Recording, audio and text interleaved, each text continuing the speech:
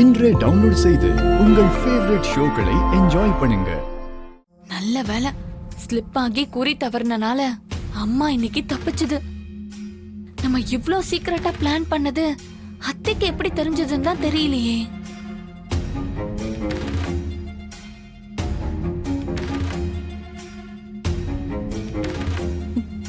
கொன்னுடுவேன். வா.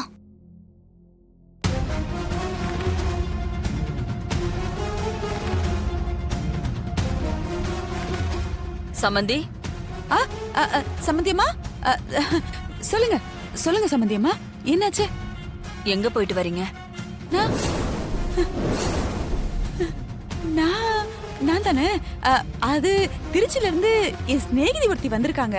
அவ திடீர்னு தான் போன் பண்ணி சொன்னா. அதான் அவளை போய் பார்த்து பேசிட்டு வரலாமேன்னு வந்தேன். நாங்க பேச ஆரம்பிச்சா நேரம் போறதே தெரியாதுங்க. அதான். யார்த்தி, நான் வீட்ல இல்லாதப்போ அத்தைக்கு ஏதாவது வேணுமான்னு கேட்டு காஃபி டீன்னு போட்டு கொடுத்தியா? இல்லம்மா. என்ன பொண்ணு நீ? அத்தைய கண்ணு கருத்துமா இருந்து கவனிச்சுக்க வேணாமா? உன்னை விட்டு அவங்கள பாத்துக்கிறதுக்கு வேற யாரு இருக்காங்க? என்ன இப்படி இருக்க? விடுங்க சமந்தி, நாங்களும் ஒரு முக்கியமான வேலையா வெளியில போயிட்டு இப்பதான் வீட்டுக்கு வந்தோம்.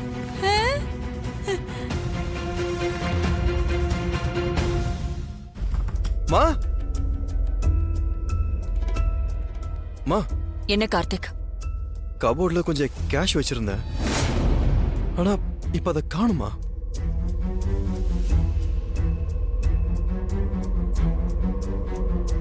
அதுல கிட்டத்தட்ட ஒரு 4 lakhs இருந்தது.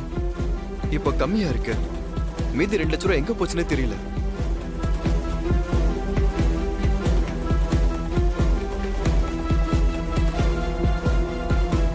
அப்போ கட்டின புருஷன் கிட்ட இருந்து பணத்தை எடுத்து நம்ம கேட்டதும் கொடுக்க பாத்திருக்கா. பெரிய கில்லாடிதான் அவ. அந்த அளவுக்கு நீ ரகசியத்தை காப்பாத்துறிய?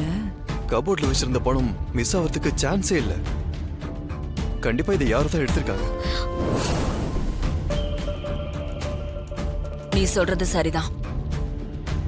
உன் பணத்தை எடுத்தது வேற யாரும் இல்ல.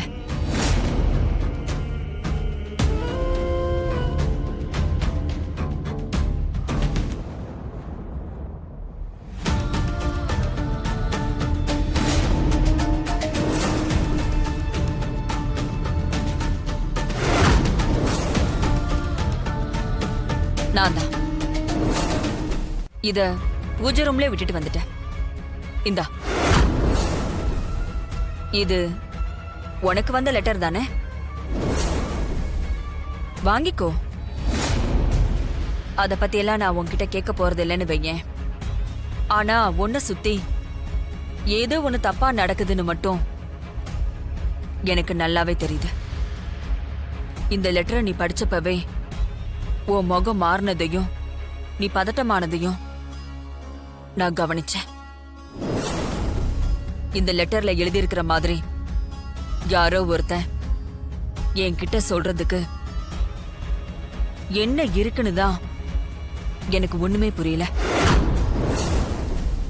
ஏதோ ஒரு பெரிய விஷயத்த என்கிட்ட இருந்து மறைக்கிறேன்னு மட்டும் தெளிவா தெரியுது.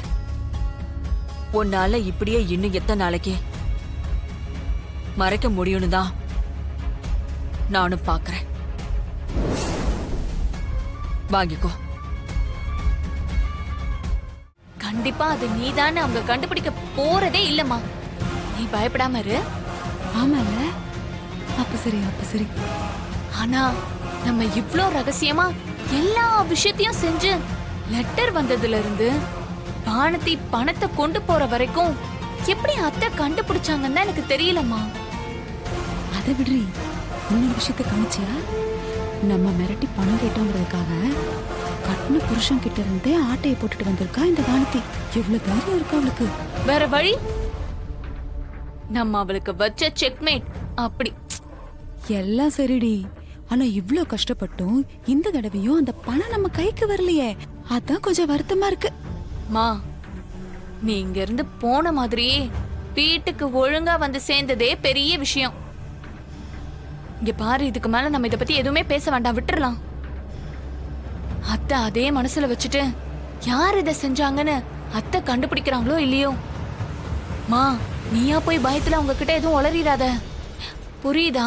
எல்லாம் புரியுது, நீ கொஞ்சம் சும்மா இரு. இதோ இந்த பென்ல கேமரா ஃபிக்ஸ் ஆயிருக்கு. இத நீங்க உங்க பாக்கெட்ல வச்சுக்கோங்க.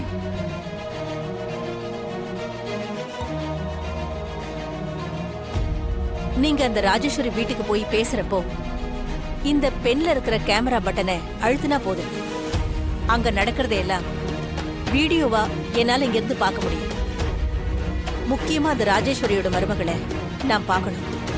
அவளை பத்தி தெரிஞ்சுக்கிறதுக்காகத்தான் நான் உங்களை அங்க அனுப்புறேன். நீங்க நினைக்கிற மாதிரி எந்த தப்பான நோக்கத்தோடையும் உங்களை நான் இதை செய்ய சொல்லல. நான் அப்படிலாம் ஒண்ணும் நினைக்கலம்மா. நீங்க ஒரு விஷயத்தை செய்ய சொல்றீங்கன்னா அதுக்கு கண்டிப்பா ஏதாவது ஒரு காரணம் இருக்கும். என்ன நம்பி இந்த பொறுப்பை கொடுத்திருக்கீங்க. நீங்க சொன்ன மாதிரியே இந்த வேலையை நான் செய்யறேம்மா. நல்லதுங்க. நீங்க இன்னைக்கே ராஜேஸ்வரி வீட்டுக்கு போய் அவளை மீட் பண்ணுங்க. உங்க பாக்கெட்ல கேமரா இருக்கிறது ஞாபகம் இருக்கட்டும். சரிம்மா, நான் உடனே போய் அவங்கள பாக்குறேன். ம், நான் வர்றேம்மா.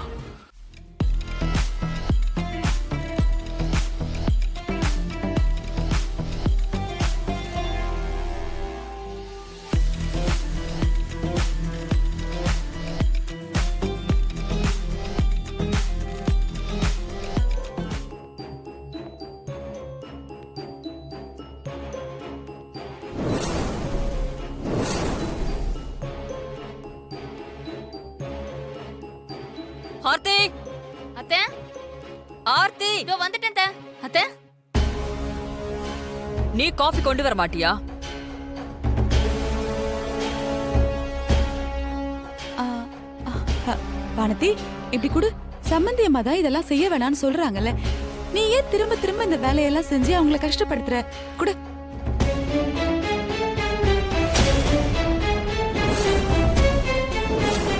உன்னையும் உன் பசங்களையும் நான் திட்டிருக்க கூடாது. எப்படி உங்களால இருக்க முடியும்? நீங்க தான் என் மேல பகையை வளர்த்து வச்சிருக்கீங்களே. என்ன திட்டுறதுக்கு, குற்றவாளி ஆக்குறதுக்கு, பழி சொல்றதுக்கு நல்ல சந்தர்ப்பம் உங்களுக்கு கிடைச்சிருக்கு. எப்படி நீங்க அதை விடுவீங்க?